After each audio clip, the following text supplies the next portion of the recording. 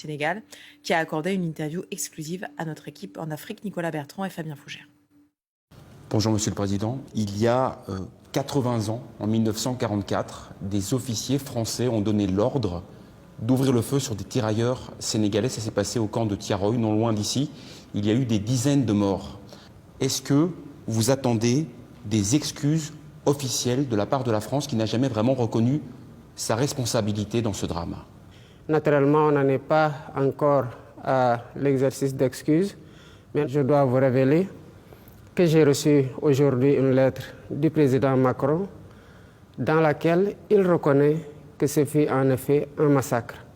Ce pas consistant à reconnaître que c'est un massacre doit ouvrir la porte à une collaboration parfaite pour la manifestation de toute la vérité sur ce douloureux événement de Tiaroy. Est-ce que vous pensez que 80 ans plus tard, la France cache toujours délibérément une partie de la vérité? Évidemment, il y a quelque chose qui a été caché. On a régulièrement cherché à mettre une chape de plomb sur cette histoire-là et nous pensons que pour cette fois, l'engagement de la France sera total, qu'elle sera franche et collaborative et qu'elle sera entière aussi dans cette collaboration-là. Pour nous, tant que la vérité ne sera pas totalement faite, les circonstances de ce massacre, sur le décompte effectif des victimes, ça restera une plaie béante dans notre conscience commune parce que c'est malheureusement une histoire que nous avons en partage avec la France, avec les massacreurs d'un côté et les massacrés d'un autre côté. Et est-ce qu'il y a dans votre démarche la volonté également de régler certains comptes avec la France? Je n'ai pas de compte à régler avec la France. Je crois que c'est nous qui aurions, Africains, depuis longtemps, commémoré cet événement. C'est un événement important dans l'histoire des peuples africains. Qu'est-ce qui s'est passé? Voilà des hommes qui étaient tranquillement ici. Il y a eu des guerres de l'autre côté. On est venu les prendre de gré ou de force. On les a amenés combattre dans des conditions extrêmement difficiles. Et la reconnaissance qui devait suivre n'a pas suivi depuis 80 ans. On les a rapatriés ici et quand il s'est agi pour eux de demander des pécules pour entrer tranquillement auprès de leur famille, ils ont reçu des balles en retour. C'est ce qui s'est passé. Il n'y a pas de compte à régler, c'est aux Africains d'assumer leur part de leur histoire et de l'imposer à tout le monde. Vous appellerez pour des réparations pour les descendants de ces tirailleurs qui sont morts à Tiaroy? Ces tirailleurs demandaient ce qui leur revenait de droit, à savoir leur pécule après la guerre. À la place de ces pécules, ils ont reçu des balles. Les pécules restent dues.